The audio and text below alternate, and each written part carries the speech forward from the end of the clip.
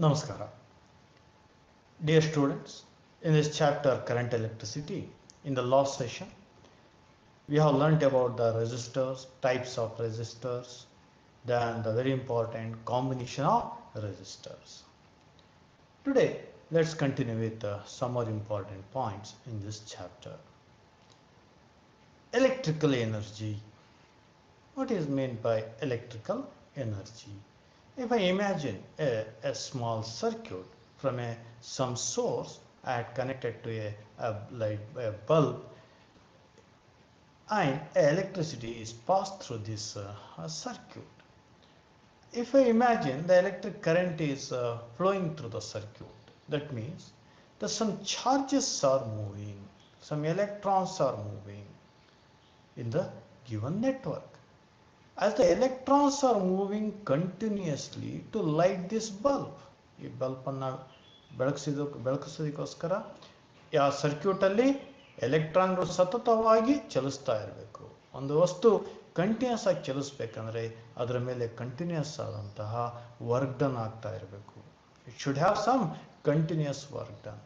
That work has been done by that source. That work done, what has done by the source to move these charges in the circuit, that we call it as electrical energy. The total work done by the source in maintaining an electric current in a circuit for a given time is called as electrical energy. Now let's have an expression for electrical energy. Electrical ಎನರ್ಜಿಗೆ ಒಂದು ಈಕ್ವೇಶನ್ನ ಪಡ್ಕೊಳ್ಳೋಣ. Imagine I am having a resistor. ಒಂದು resistor ಇದೆ. ಈ A B ಅಂತ resistor ಅಂತ ಕರೆಯೋಣ. ಇದರ ರೆಸಿಸ್ಟೆನ್ಸ್ ಆರ್ ಆಗಿದೆ. And it is having potential external ಸೋರ್ಸಿಗೆ ಕನೆಕ್ಟ್ ಮಾಡಿದಾಗ ಇದರ ಎ ಅಲ್ಲಿ ಪೊಟೆನ್ಷಿಯಲ್ ವಿ ಎ ಆಗಿದೆ, ಬಿ ನಲ್ಲಿ ಪೊಟೆನ್ಷಿಯಲ್ ವಿ ಬಿ ಆಗಿದೆ.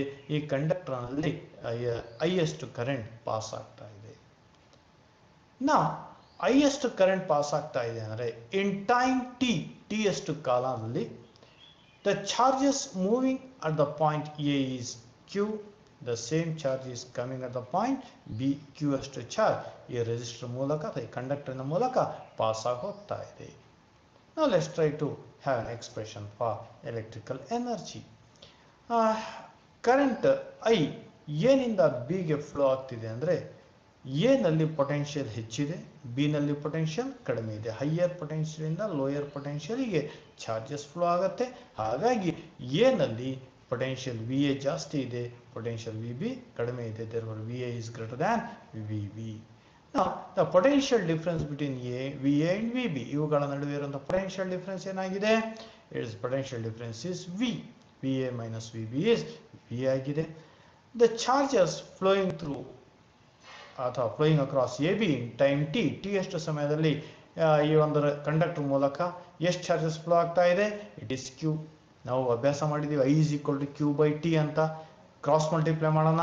ಕ್ರಾಸ್ ಮಲ್ಟಿಪ್ಲೈ ಮಾಡಿದಾಗ Q is equal to I into T. It is the charges flowing across the conductor A B. Then the potential energy at the point A ಜಾಗದಲ್ಲಿ potential energy ಎಷ್ಟಿದೆ? ಚಾರ್ಜಸ್ಸಿನ potential energy at the point A. ನೋಡಿ, ಇಲ್ಲಿ potential V A ಇದೆ, Q ಅಷ್ಟು charge ಚಲಿಸ್ತಾ ಇದೆ, ಆ ಜಾಗದಲ್ಲಿ ಬಂದಿದೆ. ಹಾಗಿದ್ರೆ ಅಲ್ಲಿರುವಂಥ ಪೊಟೆನ್ಷಿಯಲ್ ಎಷ್ಟಾಗುತ್ತೆ? The potential of the charges at A is U A is equal to charge into potential. Charge into potential. therefore the potential energy at A is Q into V A. ಅದೇ ರೀತಿಯಲ್ಲಿ B point ಅಲ್ಲಿ potential energy ಏನಾಗಿರುತ್ತೆ? Charge into potential. ಈ ಜಾಗದ potential V B ಇದೆ, Q ಅಷ್ಟು charge ಬಂದಾಗ ಆ ಚಾರ್ಜ್ಗಳಲ್ಲಿರುವಂಥ potential energy at B is U B is equal to Q into V B. ಹಾಗಿದ್ರೆ ಕ್ಯೂ ಅಷ್ಟು ಚಾರ್ಜ್ಗಳು ಎನಿಂದ ಬಿ ಪಾಯಿಂಟಿಗೆ ಬರೋ ತನಕ there is a some change in potential energy. ಪೊಟೆನ್ಷಿಯಲ್ಗಳು ಬೇರೆ ಬೇರೆ ಇರೋದ್ರಿಂದ ಪೊಟೆನ್ಷಿಯಲ್ ಎನರ್ಜಿಯಲ್ಲೂ ಕೂಡ ಬದಲಾವಣೆ ಆಗಿದೆ. There is a change in potential energy. Then what is the change in potential energy? Change in potential energy of the charges is final potential energy minus initial potential energy. What is the final potential energy? The potential energy at point B is UB Potential energy at the point A is UA. Therefore, change in potential energy is UB minus UA. Substitute the values. UB is Q into VB, UA is Q into VA. Take Q as common factor. Q into VB minus VA. VB minus VA is the potential difference between the points A and B, and we have discussed the potential difference is V. Replace it as a VA is greater than VB. This difference will be a negative. VA ದೊಡ್ಡದಾಗಿರೋದ್ರಿಂದ VB minus VA negative ಆಗಿರುತ್ತೆ. therefore delta U is equal to minus Q into V. Delta U is equal to minus Q into V. This minus sign shows that the potential energy is decreasing. ಬರ್ತಾ ಬರ್ತಾ potential energy ಏನಾಗ್ತಾ ಇದೆ, decrease ಆಗ್ತಾ ಇದೆ. And the potential energy is Q value ನಮಗೆ ಗೊತ್ತಿದೆ, I into T substitute ಮಾಡಿದೆ. Q is minus I V into T. This is a negative value ಇದೆ, less than 0 ಆಗಿದೆ. Now as the potential energy is decreasing, potential energy decrease ಆಗ್ತಾ ಇದೆ ಅಂದ್ರೆ, if the charges move without collision through the conductor, their kinetic energy would also change so that the total energy remain constant. ನಮಗೆ law of conservation ಗೊತ್ತಿದೆ. Total kinetic energy plus potential energy is equal to total energy. ಈ total energy constant ಇದೆ. ಇವಾಗ potential energy change ಆಗ್ತಾ ಇದೆ ಅಂದರೆ, potential energy ಕಡಿಮೆ ಆದರೆ ಕೈನೆಟಿಕ್ ಎನರ್ಜಿ ಹೆಚ್ಚಾಗತ್ತೆ, ಟೋಟಲ್ ಕಾನ್ಸ್ಟೆಂಟ್ ಆಗಿರುತ್ತೆ. ಅಥವಾ ಪೊಟೆನ್ಷಿಯಲ್ ಎನರ್ಜಿ ಹೆಚ್ಚಾದರೆ ಕೈನೆಟಿಕ್ ಎನರ್ಜಿ ಕಡಿಮೆ ಆಗುತ್ತೆ, ಪೊಟೆನ್ಷಿಯಲ್ ಎನರ್ಜಿ ಕಡಿಮೆ ಆದರೆ ಕೈನೆಟಿಕ್ ಎನರ್ಜಿ ಹೆಚ್ಚಾಗುತ್ತೆ. At any cost the total energy of the charges remain constant. ಇಲ್ಲಿ ನಾವು ಈ ಸಂದರ್ಭದಲ್ಲಿ ನೋಡ್ತಾ ಇದ್ದೀವಿ, ಪೊಟೆನ್ಷಿಯಲ್ ಎನರ್ಜಿ ಕಡಿಮೆ ಆಗ್ತಾ ಇರೋದ್ರಿಂದ ಕೈನೆಟಿಕ್ ಎನರ್ಜಿ ಜಾಸ್ತಿ ಆಗುತ್ತೆ. therefore the kinetic energy would have changed so that the total energy remain constant, and the kinetic energy will be opposite to the potential energy. ಎಷ್ಟು ಪೊಟೆನ್ಷಿಯಲ್ ಎನರ್ಜಿ ಕಡಿಮೆ ಆಗುತ್ತೋ ಅಷ್ಟು kinetic energy ಜಾಸ್ತಿ ಆಗುತ್ತೆ. It is equal and opposite. On substituting potential energy minus I V T substitute ಮಾಡಿದಾಗ therefore the kinetic energy is IV into T. ಯಾವಾಗ when it will move without collision ಇಲ್ಲದೆ ಚಲಿಸಿದಾಗ, ಆದರೆ ಅಭ್ಯಾಸ ಮಾಡಿದ್ದೀವಿ, there is a collision ಆಗ್ತಾನೆ ಇರುತ್ತೆ. the charges move freely through the conductor under the action of electric field, their kinetic energy will increase. ಆದರೆ ಈ ರೀತಿಯ ವ್ಯವಸ್ಥೆ ನಾವು ಕಾಣೋದಕ್ಕೆ ಸಿಗೋದಿಲ್ಲ, ಕಂಟಿನ್ಯೂಸ್ collision ಇಲ್ಲಿರುತ್ತೆ. but the charge carriers move with the steady drift velocity. This is because of collisions with ions and atoms during transit. ಆ conductor ಅಲ್ಲಿ ಚಾರ್ಜಸ್ ಹೋಗುವಾಗ ಅಯಾನ್ಸ್ ಮತ್ತೆ ಆಟಮ್ಸ್ ಜೊತೆಗೆ ಕೊಲೈಷನ್ ಅನ್ನು ಹೊಂದುತ್ತೆ. During collision the energy gain, collide ಆದ ತಕ್ಷಣ velocity 0 ಆಗುತ್ತೆ, ಎನರ್ಜಿ 0 ಆಗುತ್ತೆ. ಮತ್ತೆ ಡ್ರಿಫ್ಟ್ ವೆಲಾಸಿಟಿ ಪಡೆದಾಗ ಮತ್ತೆ ಕೈನೆಟಿಕ್ ಎನರ್ಜಿ ಹೆಚ್ಚಾಗುತ್ತೆ. ಪುನಃ ಕೊಲೈಷನ್ಗೆ ಒಳಪಟ್ಟಾಗ ಆ ಕೈನೆಟಿಕ್ ಎನರ್ಜಿ ಆಟಮ್ಸಿಗೆ ಅಯಾನ್ಸಿಗೆ ಟ್ರಾನ್ಸ್ಫರ್ ಆಗುತ್ತೆ. therefore the energy gained by the charges is shared with the atoms. ಆ ಎನರ್ಜಿ ಪಡೆದಂಥ ಆಟಮ್ಗಳು, ದ ಆಟಮ್ಸ್ ವೈಬ್ರೇಟ್ ಮೋರ್ ವಿಗರಸ್ಲಿ, ಆಟಮ್ಗಳು ತುಂಬ ವೇಗವಾಗಿ ವೈಬ್ರೇಟ್ ಆಗುತ್ತೆ. ಆ್ಯಂಡ್ ದ ಕಂಡಕ್ಟರ್ ಹೀಟ್ ಆಗುತ್ತೆ. thus in a conductor an amount of energy is dissipated in the form of heat. ಒಂದಷ್ಟು energy ಹೀಟಿನ ರೂಪದಲ್ಲಿ ಹೊರಬರುತ್ತೆ. Conductor ಬಿಸಿ ಆಗುತ್ತೆ. Current ಹರಿದಾಗ ಒಂದು ಕಂಡಕ್ಟರ್ ಬಿಸಿ ಆಗುತ್ತೆ in a time interval delta T, and therefore that kinetic energy is converted into heat energy. Electrical energy ಅಲ್ಲಿ ರೂಪಾಂತರ ಆಗಿ heat energy ಆಯಿತು. what is that energy? that is delta W is equal to IV into T. ಎಷ್ಟು kinetic energy ಹೊಂದತ್ತೋ ಅಷ್ಟೇ heat energy ಆಗಿ ರೂಪಾಂತರವನ್ನು ಪಡೆದಿರುತ್ತೆ. this is the expression for electrical energy. now let's discuss with the electrical power ಅಂದರೆ ಏನು? ಇದನ್ನೇ ನಾವು power loss ಅಂತಲೂ ಕರಿತೀವಿ ಅಥವಾ ಓಹ್ಮಿಕ್ ಲಾಸ್ ಅಂತಲೂ ಕರಿತೀವಿ. ವಾಟ್ ಈಸ್ ಎಂಟ್ ಬೈ ಎಲೆಕ್ಟ್ರಿಕಲ್ ಪವರ್? ಈ ಎನರ್ಜಿ ಏನು ಡೆಸಿಪೇಟ್ ಆಗ್ತಾ ಇದೆಯೋ ಹೀಟಾಗಿ, ಒಂದು ಏಕಮಾನ ಕಾಲದಲ್ಲಿ ಅಂದರೆ ಒಂದು ಸೆಕೆಂಡ್ನಲ್ಲಿ ಎಷ್ಟು ಎನರ್ಜಿ ಲಾಸ್ ಆಯಿತು, ಎಷ್ಟು ಎನರ್ಜಿ ಹೀಟ್ ಆಗಿ ವೇಸ್ಟ್ ಆಯಿತು, that is defined as electrical power. The rate at which work is done by the source in maintaining the electric current in a circuit is called as electric power.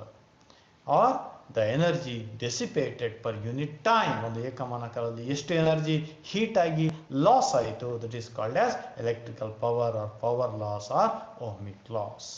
The electrical power or power dissipated can be expressed as P is equal to delta W by T.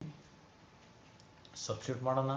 P is equal to delta W ಅಂದರೆ IV into T, T cancel ಆಯಿತು. Therefore the power is represented as I into V, current into potential difference. ತುಂಬ important ಆದಂಥ ಒಂದು expression. This can also be represented as Ohm's law. ನಮಗೆ ಗೊತ್ತಿದೆ, Ohm's law ಅನ್ನು ಬಳಸಿಕೊಂಡಾಗ V is equal to IR. Therefore the power can also be represented as I square R.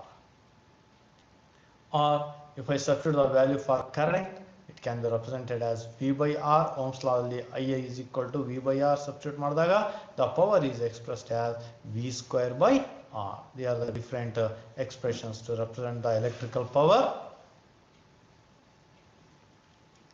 Therefore electrical power is given by current into potential difference, or if I rearrange it, power is equal to electrical energy by time, or rearranging electrical energy is equal to power into time, cross multiply ಮಾಡಿದೆ power into time. The SI unit of electrical energy is ಯಾವುದೇ ರೂಪದ energy ಇರಲಿ, SI unit is joule, and the SI unit of power is watt. ನಮ್ಮ daily ಲೈಫಲ್ಲಿ ನಾವು ಏನು electric ಬಿಲ್ಲನ್ನು ಕಟ್ತೀವೋ ಆ ಎಲೆಕ್ಟ್ರಿಕ್ ಬಿಲ್ಲನ್ನು ಕಟ್ಟುವಾಗ ನಾವು ಎಷ್ಟು ಪವರನ್ನು ಯೂಸ್ ಮಾಡಿದ್ದೀವಿ ಅದನ್ನು ಅಳೆಯುವಂತಹ ಕಮರ್ಷಿಯಲ್ ಯೂನಿಟ್ ಅಂತ ಕರಿತೀವಿ. The commercial unit of electrical power is kilo watt hour. ಒಂದು ಗಂಟೆಯಲ್ಲಿ ಎಷ್ಟು ಕಿಲೋ ವ್ಯಾಟ್ಸ್ ನಾವು ಯೂಸ್ ಮಾಡಿದ್ದೀವೋ ಅದನ್ನು ನಾವು ಕಿಲೋ ವ್ಯಾಟ್ ಹವರ್ ಅಥವಾ ನಮ್ಮ ನಿತ್ಯ ಜೀವನದಲ್ಲಿ ಯೂನಿಟ್ ಅಂತ ಕರಿತೀವಿ. ಇದನ್ನು 50 ಯೂನಿಟ್ಗಳು 30 ಯೂನಿಟ್ಗಳ ಕರೆಂಟ್ ಆಗಿದೆ ಯೂಸ್ ಮಾಡಿದ್ದೀವಿ ಅಂತ ಹೇಳುವಂತಹ ಪದ kilowatt hour. The energy dissipated by the connecting wire. ಬರೀ ನಾವು ಬಳಸುವಂಥ ಕಂಡಕ್ಟರ್ಸ್ ಅಲ್ಲ, ಒಳ್ಳೆ ಕ್ವಾಲಿಟಿಯ ಕಂಡಕ್ಟರ್ಸನ್ನು ತಗೊಂಡು ನಾವು ಸರ್ಕ್ಯೂಟನ್ನು ಮಾಡಿದ್ದೀವಿ, ಕನೆಕ್ಟಿಂಗ್ ವೈರ್ಸ್ ಇದ್ದಾವೆ. ಈ ಕನೆಕ್ಟಿಂಗ್ ವೈರ್ಸ್ಗಳು ಕೂಡ ಒಂದಷ್ಟು ಕರೆಂಟನ್ನು ಬಳಕೆ ವೇಸ್ಟ್ ಮಾಡ್ತವೆ. ಈ ವೈರ್ಗಳು ಕೂಡ ಹೀಟ್ ಆಗುತ್ತೆ. ನಾವು ಬಳಸ್ತಾ ಇರೋವಂಥದ್ದು ಬಲ್ಬ್. ಈ ಬಲ್ಬು ಎಷ್ಟು ಪವರ್ ತಿನ್ನತ್ತೆ ಅಂತ ನೋಡಿದ್ದೀವಿ.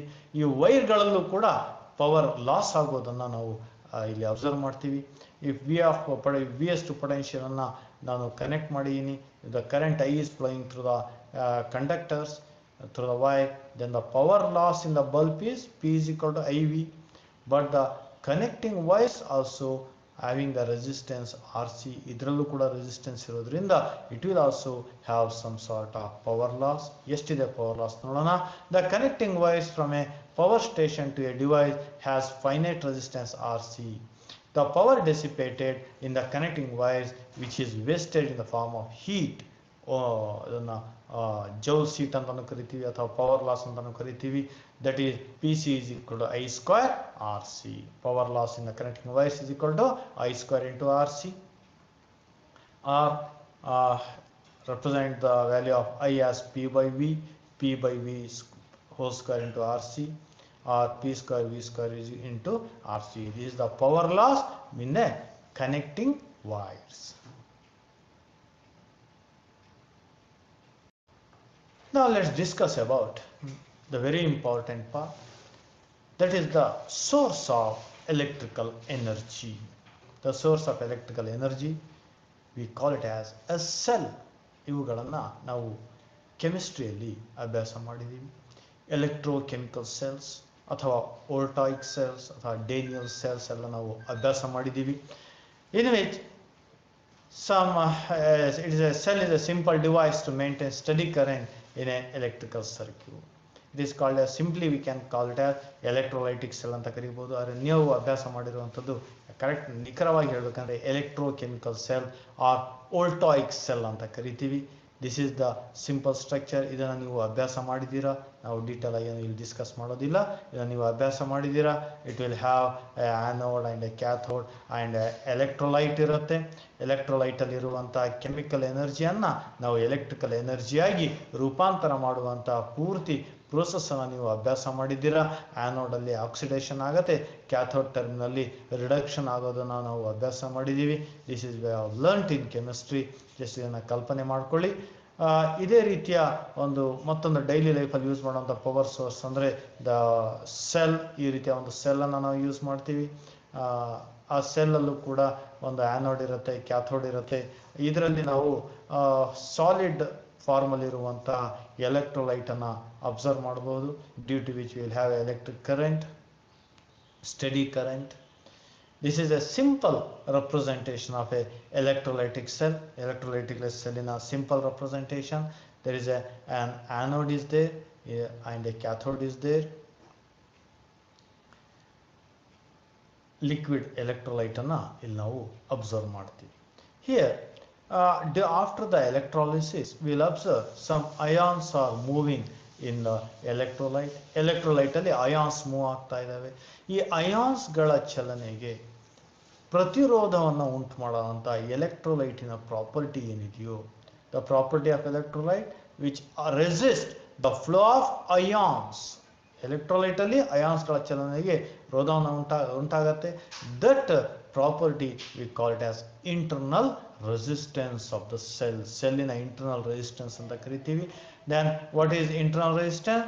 The resistance offered by the electrolyte of a cell to the flow of current or to a flow of ions between its electrodes is called as internal resistance of a cell, and it is denoted by a small letter R. Electromotive force of a cell. Force ಅನ್ನು ನೋಡಿದ ತಕ್ಷಣ ನಮಗೆ mechanics ನೆನಪಾಗುತ್ತೆ. But here the electromotive force is not that practical force. ನಾವು ಫಿಸಿಕ್ಸಲ್ಲಿ ಮೆಕ್ಯಾನಿಕ್ಸಲ್ಲಿ ನೋಡಿದಂಥ force ಅಲ್ಲ ಇದು. This is a potential difference. ಇದು ಆ ಕಾಲದಲ್ಲಿ ಸುಮಾರು ಹೆಚ್ಚು ಕಡಿಮೆ 200 ವರ್ಷಗಳ ಹಿಂದೆ ಇಟ್ಟಂಥ ಹೆಸರಿದು. ಈ ಹೆಸರನ್ನು ಜಸ್ಟ್ ನೆನ್ಪಿಡೋಣ. But it is a potential difference. ಎಲ್ಲಿ ಬರುತ್ತೆ ಈ potential difference? As we know the anode which is having the negative charges, ಇಲ್ಲಿ ನೆಗೆಟಿವ್ ಚಾರ್ಜಸ್ ಇರುತ್ತೆ, ನೆಗೆಟಿವ್ ಪೊಟೆನ್ಷಿಯಲ್ ಅನ್ನು ಹೊಂದಿರುತ್ತೆ. And the cathode which is having the positive ions, positive charge, positive potential ಅನ್ನು ಹೊಂದಿರುತ್ತೆ. The maximum potential difference between the anode and cathode is called as electromotive force. The electromotive force in which the electromotive force in an open circuit, if I define the potential difference between the electrodes, anode ಅಲ್ಲಿ negative potential ಇದೆ, cathode ಅಲ್ಲಿ positive potential ಇದೆ. If I take the potential difference, anode ಅಲ್ಲಿ plus V plus ಇದೆ, cathode ಅಲ್ಲಿ minus V minus ಇದೆ. ಇವುಗಳ ವ್ಯತ್ಯಾಸವನ್ನು ತಗೊಂಡ್ರೆ the potential difference V plus plus V minus, that is going to be the electromotive force. That is, the electromotive force is the potential difference between the positive and negative electrode ಅಥವಾ anode ಮತ್ತು ಕ್ಯಾಥೋಡ್ಗಳ ನಡುವೆ ಇರುವಂಥ maximum potential difference in on open circuit. ಇದರಿಂದ ಯಾವುದೇ ಚಾರ್ಜಸನ್ನು ಹೊರಗೆ ತೆಗೆಯದೆ, ಯಾವುದೇ ಹೊರಗಿನ ಸರ್ಕ್ಯೂಟಿಗೆ connect ಮಾಡದೆ ಇದ್ದಂಥ ಸಂದರ್ಭದಲ್ಲಿ, when no current is flowing through the cell, when the electrodes are in open circuit or cell is in open circuit, then the maximum potential difference between the electrodes is called as electromotive force. ತುಂಬಾ important ಆದಂತಹ ಬೆಲೆ. EMF epsilon is equal to V plus plus V minus, and it is maximum potential difference between the electrodes. We have to remember it is the maximum potential difference. ಇಲ್ಲಿ ನಾವು ಇನ್ನೊಂದು potential difference ನಾವು ಅಭ್ಯಾಸ ಮಾಡ್ತೀವಿ. That is called as terminal potential difference of A cell, terminal PD ಅಂತ ಕರೀತೀವಿ.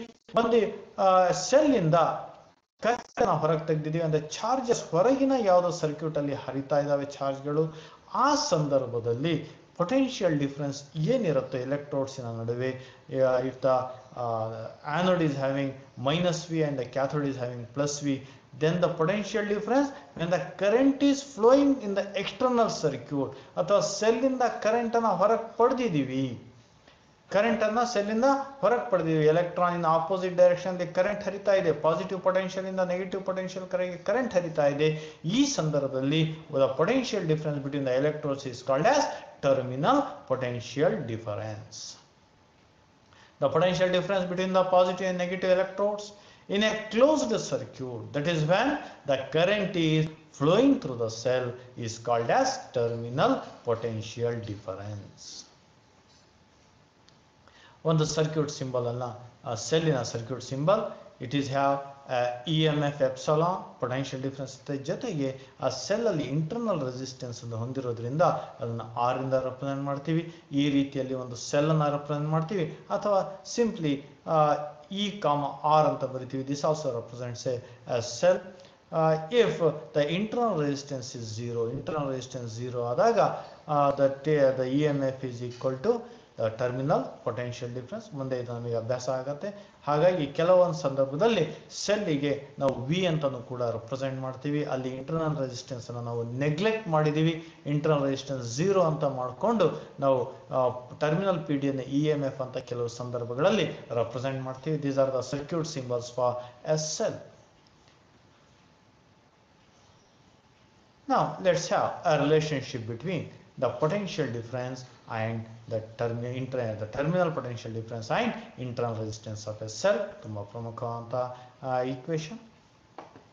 Imagine I am having a cell which is having an EMF epsilon and internal resistance, or it is connected to a external resistor or connect ಮಾಡಿದೀವಿ. ಈ ಸೆಲ್ಲಿನ anode ಅಲ್ಲಿ negative potential ಇದೆ, cathode ಅಲ್ಲಿ positive potential ಇದೆ, and is having a potential difference of V ಎಷ್ಟು potential difference ಅನ್ನು ಹೊಂದಿದೆ. And current I is flowing through the resistor R. Therefore in parallel combination ಕಾಣೋದ್ರಿಂದ the potential difference across the resistor is also V. Now in a closed circuit the potential difference between the electrode, that is the terminal PD, is given by terminal PD ಏನಾಗಿದೆ potential difference ನೋಡಿ. Potential difference plus V minus V. This is the one potential difference. ಜೊತೆಗೆ the current I is flowing inside the cell. Electrolyte ಅಲ್ಲೂ charges move ಆಗ್ತಾ ಇದೆ, cell ಅಲ್ಲೂ charges move ಆಗ್ತಾ ಇದೆ. Therefore ಹೊರಗೆ ಯಾವ ಡೈರೆಕ್ಷನ್ ಕರೆಂಟ್ ಮೂವ್ ಆಗುತ್ತೆ, ಪಾಸಿಟಿವ್ ಎಲೆಕ್ಟ್ರೋಡ್ ಇಂದ ಕ್ಯಾಥೋಡ್ ಇಂದ ಆನೋಡಿಗೆ ಬರುತ್ತೆ. ಆದರೆ ಸೆಲ್ಲಿನ ಒಳಗೆ the current flows from cathode to anode to cathode. Negative electrode ಇಂದ ಪಾಸಿಟಿವ್ ಎಲೆಕ್ಟ್ರೋಡ್ಗೆ ಕರೆಂಟ್ ಫ್ಲೋ ಆಗೋದ್ರಿಂದ ಸೆಲ್ಲಿನ ಒಳಗೆ ಕರೆಂಟ್ ನೆಗೆಟಿವ್ ಆಗಿರುತ್ತೆ. ದೇರ್ಫೋರ್ ಇಂಟರ್ನಲ್ ರೆಸಿಸ್ಟೆನ್ಸ್ ಆರ್ ಇರೋದ್ರಿಂದ minus R of the potential difference ಸೆಲ್ಲಿನ ಒಳಗಿರುತ್ತೆ. Therefore the total terminal potential difference in cell is plus V minus of minus V plus of minus I into R. Brackets ನ remove ಮಾಡೋಣ.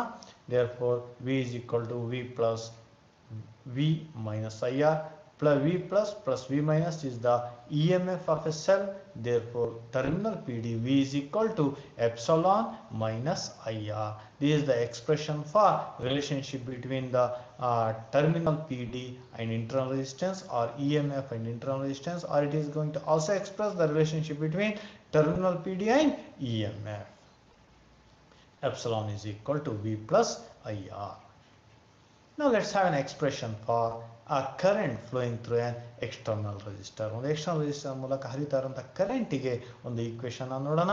ಅದೇ ಒಂದು cell ಅನ್ನ ಒಂದು external resistance R ಗೆ connect ಮಾಡಿದಾಗ ಆ ರೆಸಿಸ್ಟರ್ ಅಲ್ಲಿ ಐ ಎಷ್ಟು ಕರೆಂಟ್ ಹರಿತಾ ಇದೆ. The terminal P D is V, the E M F is epsilon, internal resistance R ಇದೆ. ಈ ಎಕ್ಸ್ಟರ್ನಲ್ ರೆಸಿಸ್ಟರ್ ಆರ್ ನಲ್ಲಿ ಹರಿತಾ ಇರುವಂಥ ಕರೆಂಟ್ ಐಗೆ ಒಂದು ಈಕ್ವೇಶನ್ ಪಡೆಯೋಣ. In a closed circuit, the potential difference between the electrodes and the terminal PD is given by V is equal to plus V minus of minus V plus minus I into R. Minus I ಯಾಕಾಗಿದೆ, ಸೆಲ್ಲಿನ ಒಳಗೆ current opposite direction ಹರಿಯುತ್ತೆ. Therefore it is minus I. Then V is equal to brackets open ಮಾಡಿದೀವಿ, V plus V minus IR. V plus V is nothing but EMF of the cell. Therefore ಈ equation ಸ್ವಲ್ಪ ರೂಪಾಂತರ ಮಾಡೋಣ. From Ohm's law potential difference across the R is, ಈ potential difference ಏನಾಗುತ್ತೆ, I into V. Therefore R is equal to V is equal to I into R. Then ಎರಡು equations both are representing same terminal P D. ಅದೇ terminal P D ಅನ್ನು represent ಮಾಡ್ತಾ ಇದೆ. ಎರಡನ್ನ equate ಮಾಡೋಣ. I R is equal to epsilon minus I R.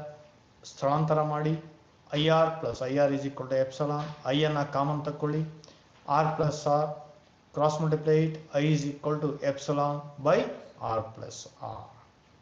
This is the current flowing through a external resistor when a cell of EMF epsilon and internal resistance R is connected.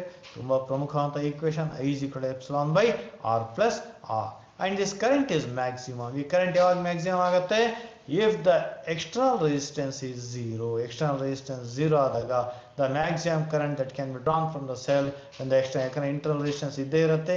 External resistance 0 ಆದಾಗ the maximum current drawn from the cell is epsilon by R. This is the expression for maximum current that can be drawn from a cell, that is I max is equal to epsilon by R. This is maximum only when the internal resistance, when you are connected to an external resistor of value 0 ohms. Now, in the next session, we are going to discuss about the combination of cells. Namaskar.